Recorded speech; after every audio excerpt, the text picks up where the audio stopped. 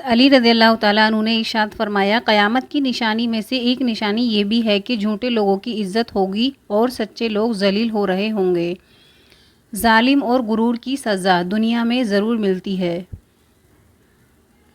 کسی کے خلوص اور پیار کو اس کی بے وقوفی مت سمجھنا۔ کسی دن تم خلوص اور پیار تلاش کرو گے اور لوگ تمہیں بے وقوف سمجھیں گے۔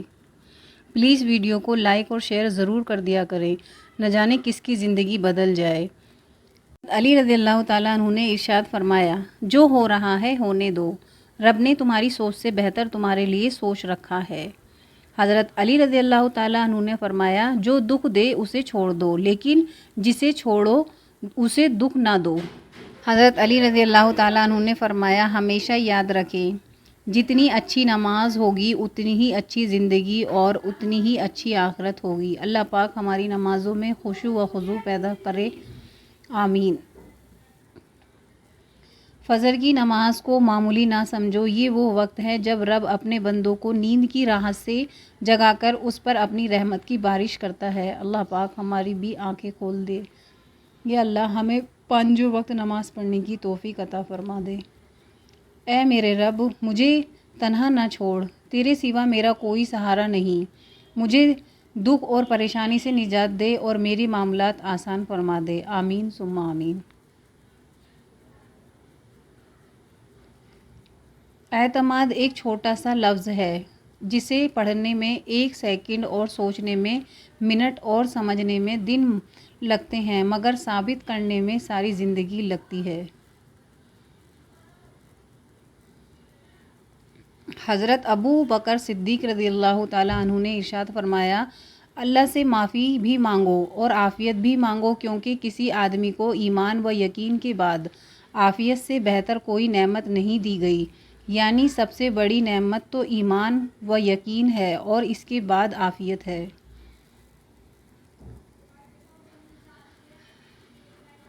جب تم نماز نہیں پڑھتے تو یہ مت سمجھو کہ وقت نہیں ملا، بلکہ یہ سوچو کہ تم سے ایسی کون سی خطا ہوئی کہ اللہ نے تمہیں اپنے سامنے کھڑا کرنا بھی پسند نہیں کیا۔ حضرت علی رضی اللہ تعالیٰ عنہ نے ارشاد فرمایا، اپنے جسم کو ضرورت سے زیادہ نہ سنوارو، اسے تو مٹی میں مل جانا ہے۔ سنوارنا ہے تو اپنی روح کو سنوارو، کیونکہ اسے اللہ تعالیٰ کے پاس جانا ہے۔ بے شک کلو نفس ذائقۃ الموت۔ حضرت علی رضی اللہ تعالیٰ عنہ نے ارشاد فرمایا، یہ دنیا بھی کتنی عجیب ہے، ایماندار کو بے وقوف اور بے ایمان کو عقل مند، بے حیا کو خوبصورتی کہتی ہے۔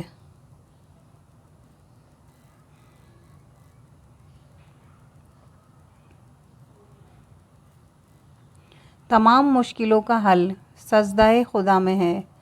حضرت علی رضی اللہ تعالیٰ عنہ نے ارشاد فرمایا، ہمیشہ دعا مانگتے رہا کرو، کیونکہ دعا کبھی رد نہیں ہوتی، یا تو قبول ہوتی ہے یا آخرت کے لیے ذخیرہ ہو جاتی ہے یا مصیبت کو ٹال دیتی ہے۔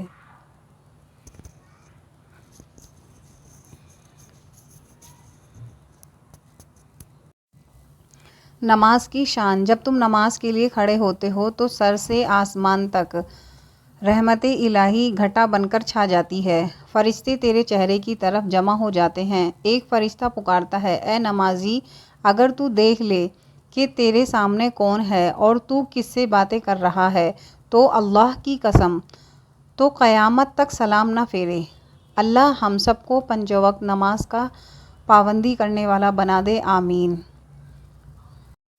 ایک بہترین دعا، یا اللہ پاک مجھے معاف کر دے، اگرچہ میں معافی کے قابل بھی نہ ہوں، یا اللہ پھر بھی مجھے معاف کر دے، آمین یا رب العالمین۔ میں آج تک اپنی خاموشی پر نہیں پچھتایا، جب بھی پچھتایا اپنے بول پر پچھتایا۔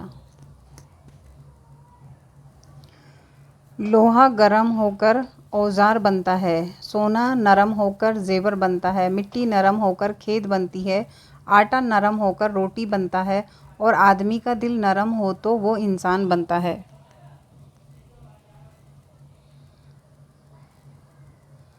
اے اللہ، جو میری تقدیر میں نہیں لکھا اس کی کوشش اور تمنا میں مجھے مبتلا نہ کرنا، اور جو میری تقدیر میں لکھ دیا ہے اسے میرے لیے آسان کر دے۔